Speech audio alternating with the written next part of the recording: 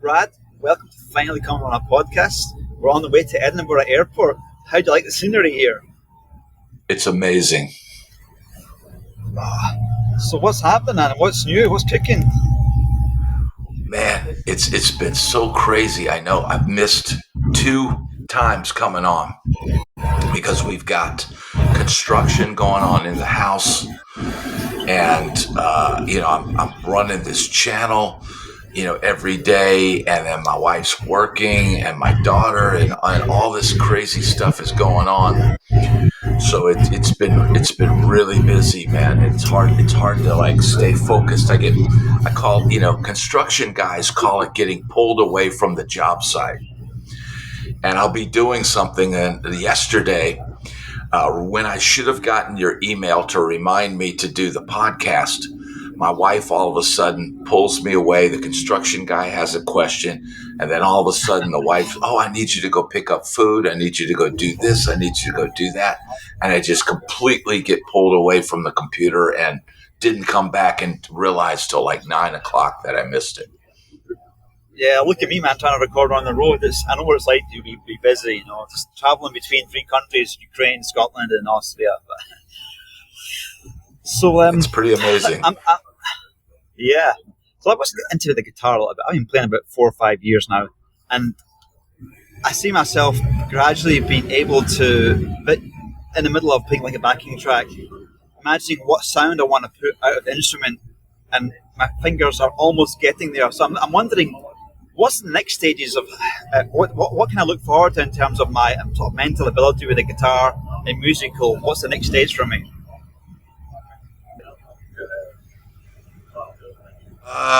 That's a really good question. I think the journey is different for everybody that plays, and everybody wants to do something different with the instrument.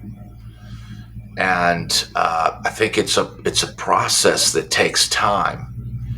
And basically, what you focus on, what you really hone in on, that's what's going to improve. I'm finding also that singing, and I feel like singing is going to be an important part of it. But singing is, like, for me, harder than playing the guitars, because it's like a much more mental memory exercise than, say, a sort of physical ability of my fingers, even though you sort of memorize a fretboard, but it's a different muscle,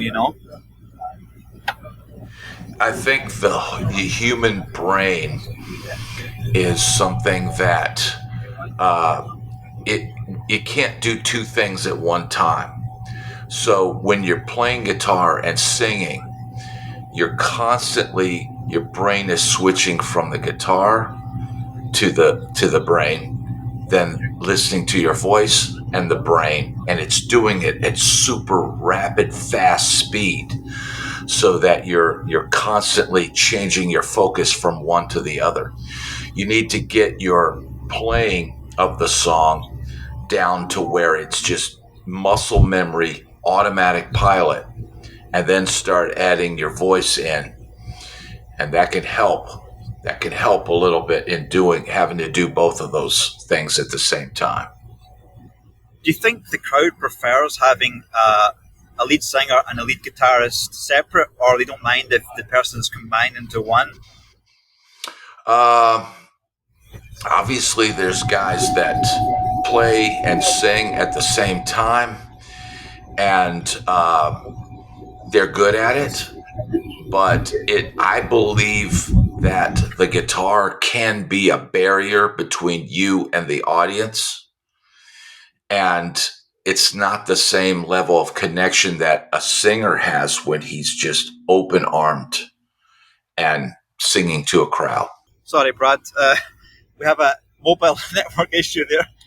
It's all good. Right. All right. We had some internet problems on the bus. I thought recording at home was difficult, but recording on the bus live when you're going at 60 miles an hour is tricky. So welcome to my green screen here. That's real life, baby. Yeah, it is. Yeah, man. That was a nice podcast, man, about getting gigs and stuff like that. Really interesting for myself as someone who's transitioning to more kind of musician, so really appreciate it, mate. Yeah, man. I appreciate you tuning in. Yeah, you guys got to go and check out Bad Bad's podcast. She's like one of the few channels that I watch, if not the only channel where I pretty much watch all the videos. As a free member, I do plan to get a proper membership at some point because there's a lot of great content on there. All right, man. So we're talking about the guitars and the singers at the same time. Please excuse the sound effects. This is It's all good.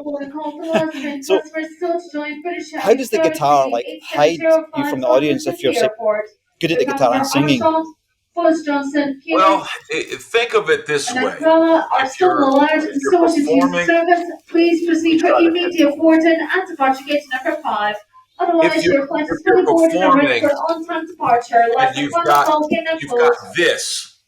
you've got this in front of you. This is something separating you from the audience.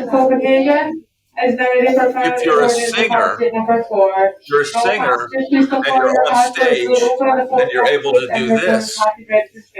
You have direct connection to your heart, your body, your soul. There's nothing in the way of projecting that entire thing to the audience. Now, many guitar players can project their heart and their soul to the audience. But what would happen if someone ran up on stage? This wall would be in the way. It's also a weapon. So that's why I think bands that have a lead singer in some ways have an advantage over a band where it's a guitar player that sings, because of that connection, that direct connection that they can have. Now, not all singers are able to make that connection. Not all singers are good frontmen and can really pull people in like that. But if they can, then you've got something. Yeah, I definitely feel like I want to do more singing though, because I like the guitar, but I also like singing. So I'm going to have to. I'm not going to do like a David Lee Roth stunt. So I have no interest in wearing, the certain clothes that he wears. Like I'm 40 years old. So. Yeah. No, the most important thing you can do is learn songs. And if you can sing and play songs, then you'll always work. You can work by yourself. You can work with a band. So that would be the most important skill you could possibly learn. More important than doing all this nonsense. More important than doing this or showboating or anything like that is if somebody comes up to you and says, "Hey, can you play such and such?" And you go, "Yeah." And if you, I know guys that have repertoires of, hundreds and hundreds of songs, and those guys work all the time because of that. Why do you think that is? Well, because if you get to an advanced level, when you're playing gigs, you don't go in and have a set list. Most guys will have a set list, and this is what I'm going to play today. But if you get to an advanced level where you know so many songs or your band knows so many songs, you go in and you see the audience that you're playing for, and then you decide what that audience might like. And you adjust as you go. So if something doesn't work, you can immediately transition to something else. But if something does work, then you can keep going down that road. Mm-hmm. The thing is, like with songs and singing, you're memorizing basically three things. You're memorizing the chords or the notes of the solos, and then you're memorizing the lyrics. And then the timing, because the timing has to be so precise. And just trying to sync up your voice with the guitar and everything else. Like, I went to that gig the other night, and I basically got up, and I knew the song reasonably well, and I just got on stage, and I completely forgot the first verse.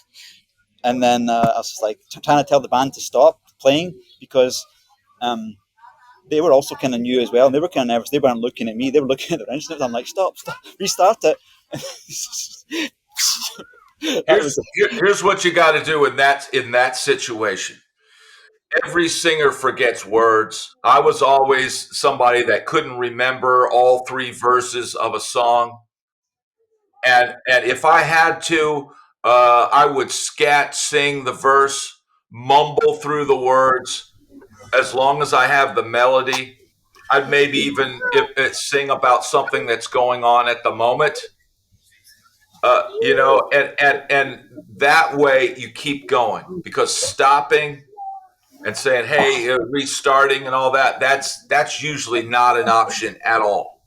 Yeah. So, and then a lot of times, a lot of like, because here's the thing: you might get to a gig and say, "I'm not the singer on a gig," but I get there and the singer texts me and says, "I'm going to be a half hour late." What do you do? Well, the gig has to start, and the gig, it needs a singer. So then all of a sudden, I'm the singer, and I've got to sing 30 minutes worth of material, and I don't have anything prepared except I've played these songs a million times, and I kind of know them, and I kind of can sing a couple verses. And if I have to, I'll sing the first verse, during the third verse, or I'll do whatever it takes to get through that time period. Yeah. So that's how that all works. I mean, it's all a process of doing it. And I get what you said about the band guys not looking at you. That's when guys are new. When you become a stalwart or a guy that's been doing this a long time, your eye is always on the person singing or leading for any direction that might come. So, these are all like powerful things, concepts, to think about. But That was great, man. Yeah. So is the singer normally the leader of the band? he can be whoever is usually singing the song. Let's say you have a band with several people that sing. Say you sing a couple songs, the bass player sings a couple songs, maybe even the drummer sings a song.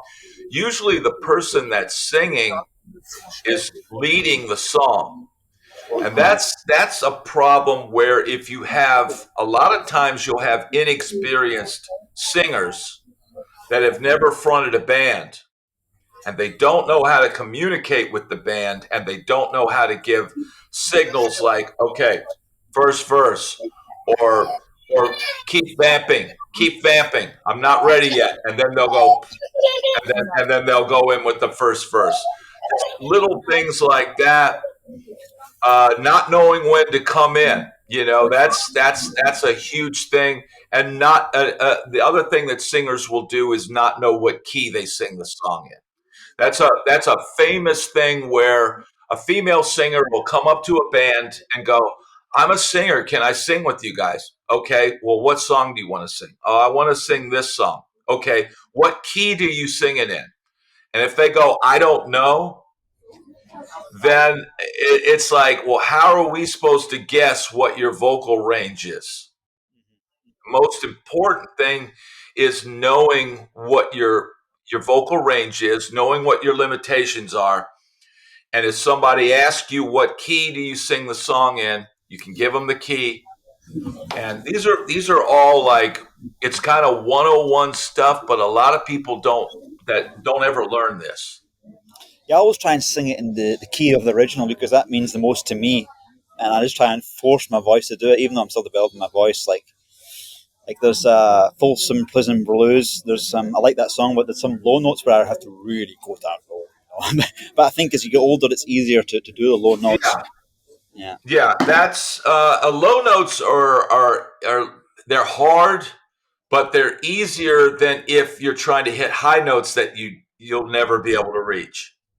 Mm-hmm. You know what I mean? You can develop your lower range, but the worst part is if somebody's trying to sing something that's way out of their range and they're just cracking and hitting bad notes and all that. So it's all a learning experience. If you're singing high notes, you should probably spend more time practicing in falsetto, right? Well, you can do that, but it is, when the singer of the song is a high tenor and you're like I'm a baritone. So I could, in theory, I could try to sing Journey and try to sing falsetto, but it's not going to sound right. It's not going to sound right. Yeah. So here's the thing. What if you've got to play a gig and you've got to play a song that's normally sung by a female? You're obviously going to have to change the key. You're going to have to find the key that works for you and figure out a way to do it. And that's where, playing stuff in different keys. And sometimes it can be really cool to do something like that.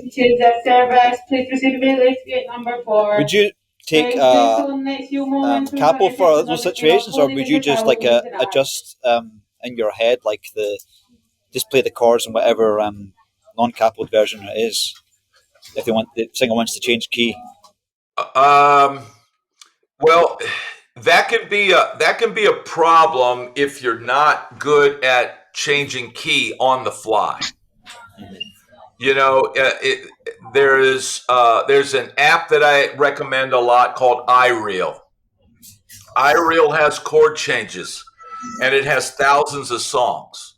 So if a singer comes up and says, "I want to sing My Funny Valentine," you can pull up My Funny Valentine, and then if they say, "I do it in this key," you can hit the transpose button, and it'll instantly transpose the chart into the key that you need to play it in. That makes it a whole lot easier than trying to remember the changes in your mind and then trying to play them in a different key. That's like doing 2 or 3 things at the same time. Yeah, to jump from playing it C and G and D and jump into like F sharp, and it just like you got to really know your skills for that. And you think you're thinking when you're playing a gig, that's not a good idea, I think. Yeah, and certain types of bands, if you're playing with horns, you're going to be playing in B flat a lot. You're going to be playing in E flat. You're going to be playing in F. And that's a whole different, not playing any open chords, none, no cowboy chords at all in doing something like that. It's all bar chords. But once you learn those, playing in B flat and G on a guitar is just a matter of sliding up a minor third. Yeah. Here's your G chord. And then you got the guitar just there on your lap. That's great. It just happens to be here. Here's a G.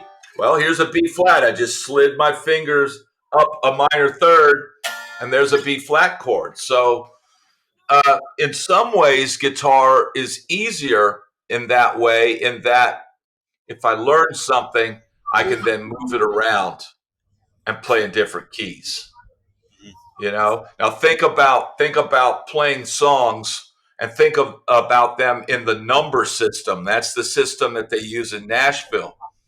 If you learn songs as numbers, then and the most basic being a 1-4-5 song. If the song's in G, C, D, 1 chord, 4 chord, 5 chord. If someone says, play this song, and you go, I don't know it, and you go, it's just 1-4-5, and you go, okay, I got it. What key? It doesn't matter what key. This is 1-4-5. Well, we want to play it in G sharp. Okay, just slide up a half step. 1-4-5. So those are ways that you can simplify. I think a lot of guys that know a lot of songs. I think guys that know a lot of songs end up doing that, where they know a lot of songs by the numbers. They go, oh yeah, this song is 1-6-4-5, or this song is 1-6-2-5. Mm-hmm. Do you number the songs from the root of the scale? So, for example, if you're When I first started, I would learn like everything numbered in relation to the major scale. So if I was playing in like C major, then I know that C is a 1 and F's a 4. And then if I was playing in A minor, I would still think in terms of the root being the C. So the A minor's first note would be the 6. Then Yes. I'm not sure what to do there.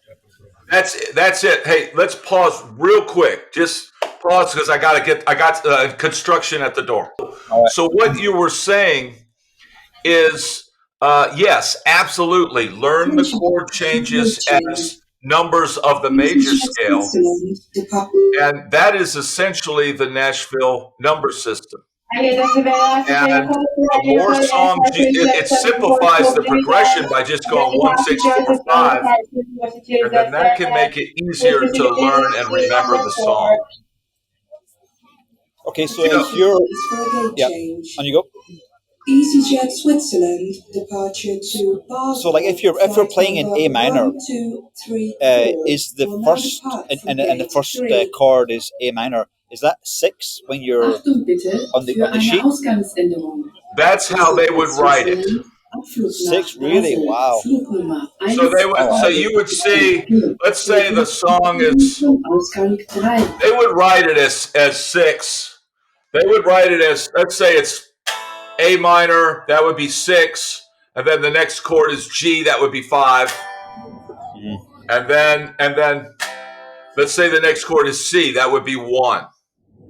Mm-hmm. So that's how they would write that. I don't really agree. I don't really like that as much because I feel like the tonality is obviously it's A minor, right? Like if I'm going to solo over that, I don't think C major. I think A minor. But that's because I'm thinking of it from a piece of music written out with chord. I would call it a chord chart. We called it back in the day. So I wouldn't be reading music off the staff, but I would be reading A minor, D minor 7, C major 7. I'd be reading the chord changes as the bars go by. And I would think of each chord as its own little island if I'm soloing over it. That's the jazz approach. Okay. Cool. So like you said, the Nashville number system, it sort of always follows a major scale, but when you're playing, you're thinking still in terms of the A minor being the root. And I also like to think that way. So like if I'm playing A minor, if I go back one, it's like the 7th of the minor scale, but it's like a major. So how do you deal with that mentally, keeping it clean? I mean, I just deal with music the way that I was taught. Everybody kind of has their own way that they've learned. And I never really fully adapted to the Nashville number system, even though that was what I was, kind of had to get into to be in Nashville. I still preferred getting a actual piece of music with chords notated above it. A minor 7, D minor 7, G7, flat 5, I like to know what all the extensions are and get a little bit more information rather than just 6. So what I would do, rather than just 6, like, well, 6 what?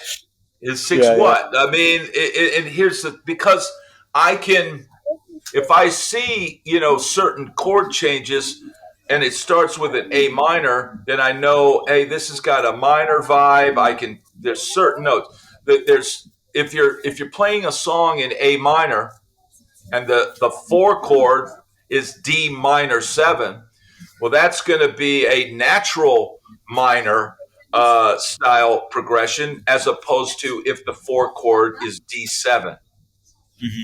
So if it's D7, then you're playing Dorian mode to solo over those 2 chords. It's one note difference, but that one note will be the difference between making a mistake or not.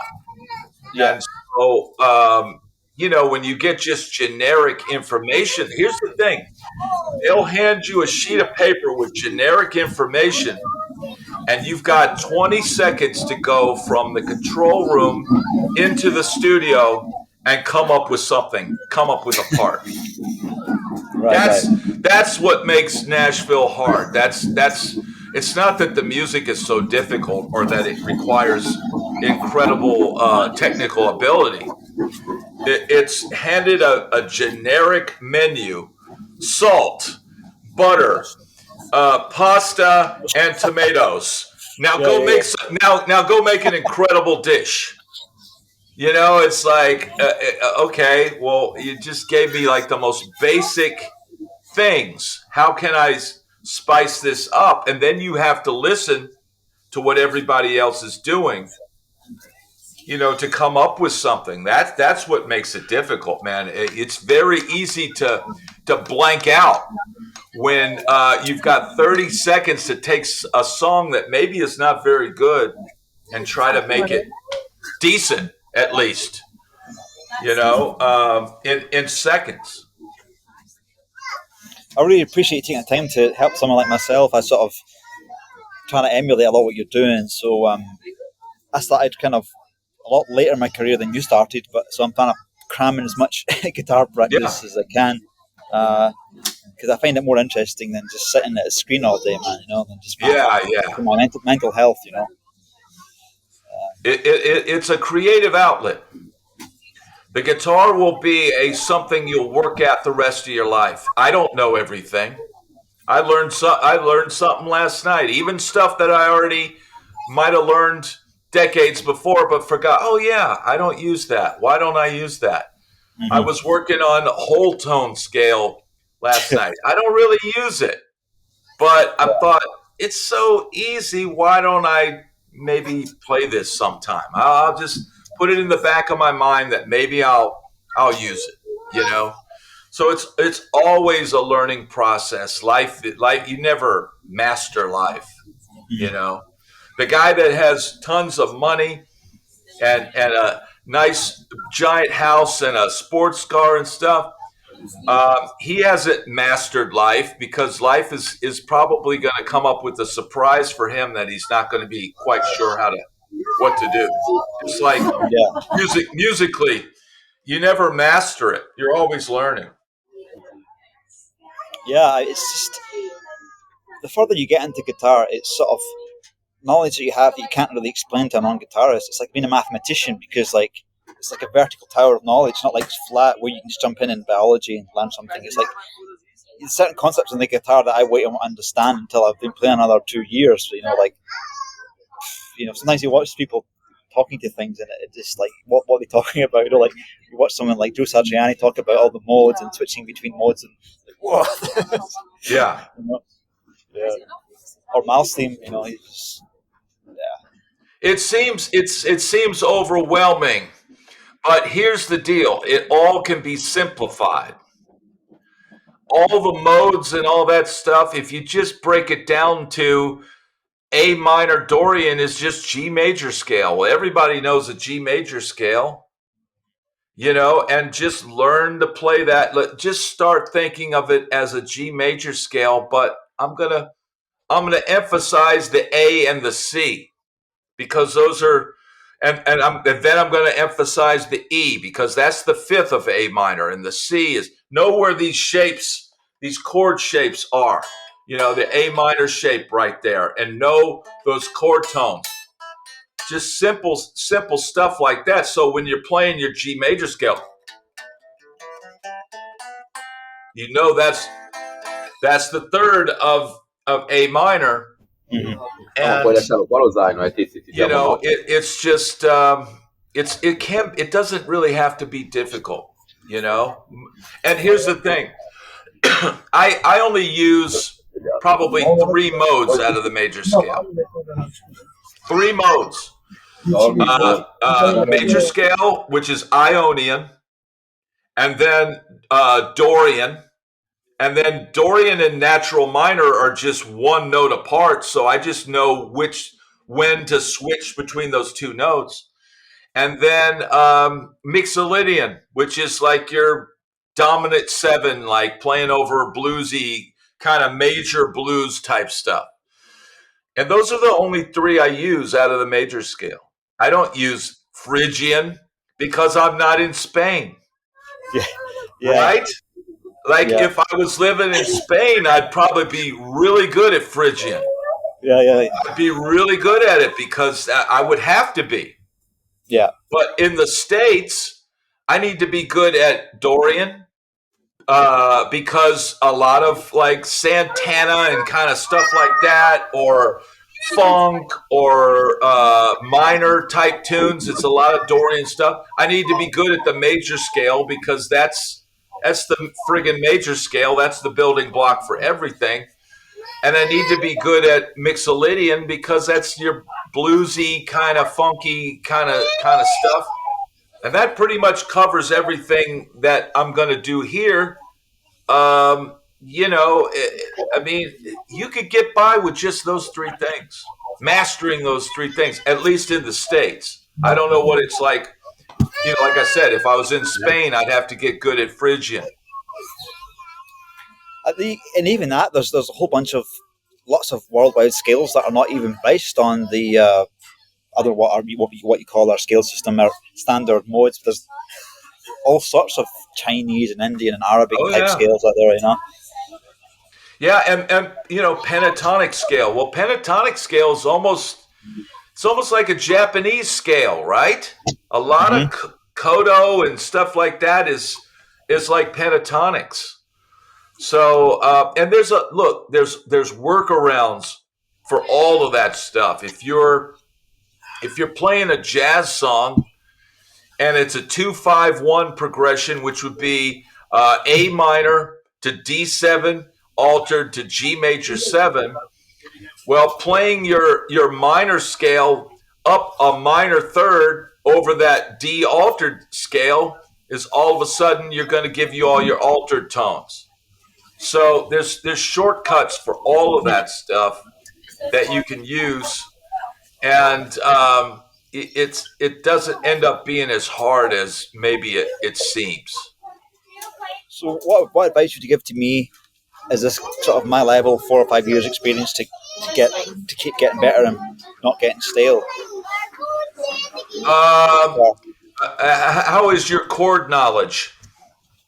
I'm not. I know all the basic chord shapes. I know major and minor. I'm learning like the positions of this major sevens, minor sevens, dominant sevens. Starting to learn something like I know B minor 11 and some of the I'm learning things like B minor 7 flat 5. So, 1 2 3 4, and that's I'm getting into. I know my try is reasonably well most of the inversions.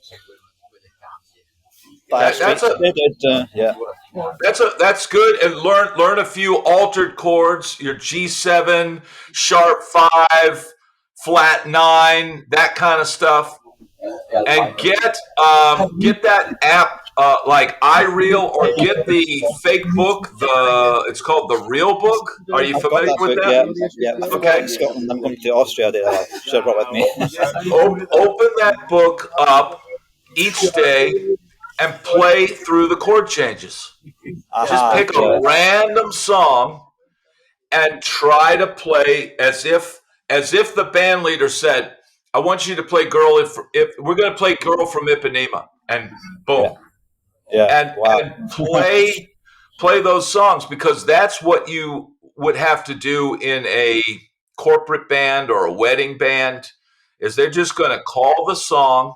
You're going to open up your page or your app, and you're going to read those chords down. I've had to do that even after 40 years. Someone might call a song that I hadn't played 30 years, or a song that I never even heard, but I pull up the chart and be able to play all of those chords. That would be a major accomplishment, to be able to read it in time.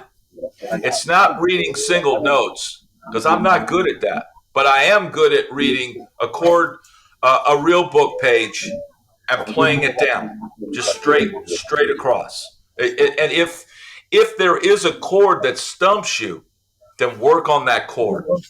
And here's the thing: learn that if you're playing live, learn how to fake it if you have to. If a chord's got something that you're not sure what it is, yeah, play the essential notes Okay, so when you've got they got these chords with the slash in it. You see, like A flat with a B flat in the bass. If you've ever seen those, well, I know that the bass player, if you have a bass player in the band, he's going to play the B flat. Yeah, for So sure. I don't have to play that. Just play the A flat triad. Yeah, that's good, Right. man. So it's simple. It's simple things like that. It's learning how to stay out of the way. If there are upper extensions that are kind of weird and you're not sure where they are, then you know what? There's nothing wrong with. Here's the other thing: if you don't know what to play, lay out. Yeah. Not talking All lay right. out. Don't lay out for 4 bars necessarily, but Yeah. you know what? If there's 2 beats of a chord and you're trying to figure out what it is and the band's jamming along, I mean, this is kind of hypothetical in a jazz situation, but man, it's much better to leave a little space than to hit a stinker in the middle of a song. You know? All right, Brad. Thanks so much for your time. I've got to go board now. Thank you, So brother. I really appreciate you spending so much time on me. And No problem. just people, you've got to go check out Bad's channel because he is just the expert at just life as a musician and how to, what to manage your expectations as being a musician. This will really his channel, Brad's channel, prepares you for this really competitive, industry that we're in, and you got to go see it. So really appreciate your time, mate, and we've got to do this again sometime. And I'll send some more guests your way as well. All right. Thank you, brother. See you, man. Thank you. See you, brother. God bless.